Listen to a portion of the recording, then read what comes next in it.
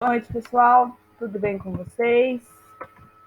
Vamos começar os exercícios da aula de sexta-feira, tá? Para a gente dar início na aula de hoje. Questão número 1, pedir para vocês. Quando nós temos uma oclusão, onde o suco mesio-vestibular do primeiro molar inferior vai se encontrar distalizado em relação à cúspide mesio-vestibular do primeiro molar superior, nós temos qual tipo de oclusão de acordo com as classes de Engel? Então, a gente viu isso na quinta-feira, né? Na aula de sexta-feira.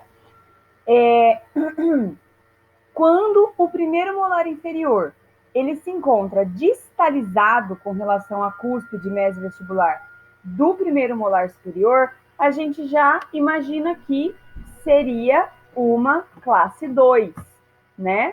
Por quê?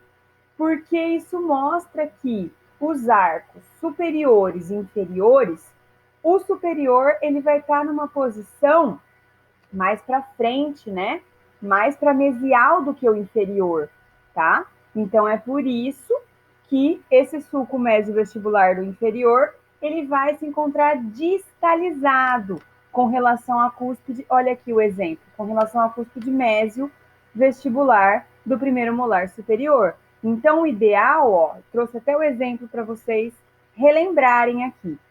O ideal é que a cúspide mesovestibular do primeiro molar superior ela oclua acima do sulco mesovestibular do inferior, tá bom? Do primeiro molar inferior.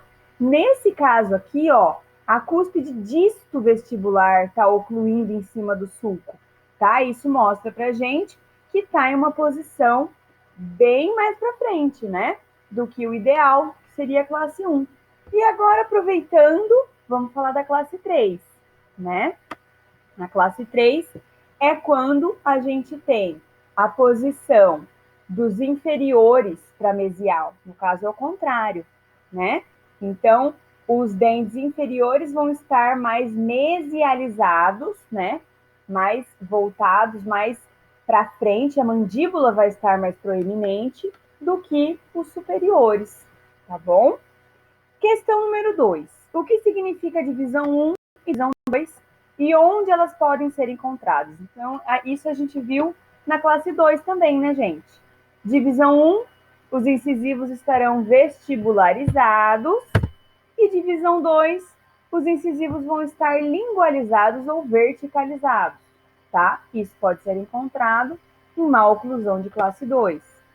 Questão número 3 e última, eu pedi para vocês observarem a imagem e me dizer qual é o tipo de oclusão, né?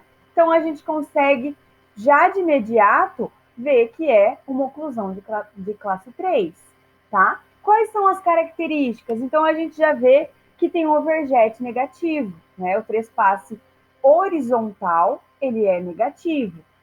Os inferiores estarão em uma relação mesial com relação aos superiores.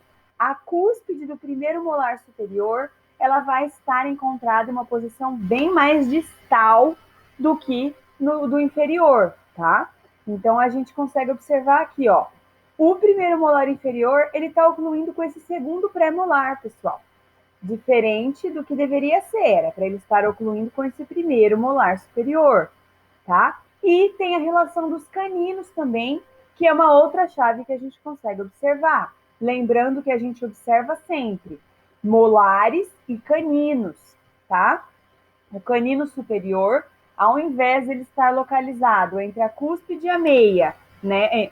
Com a sua cúspide na ameia, desculpa, do canino inferior e do primeiro pré, olha onde ele está ocluindo. Ele está ocluindo em cima do primeiro pré, né? Então, ele está numa posição bem mais distal com relação ao canino inferior. Deu para entender, pessoal? Agora a gente vai dar início à aula de hoje, tá bom?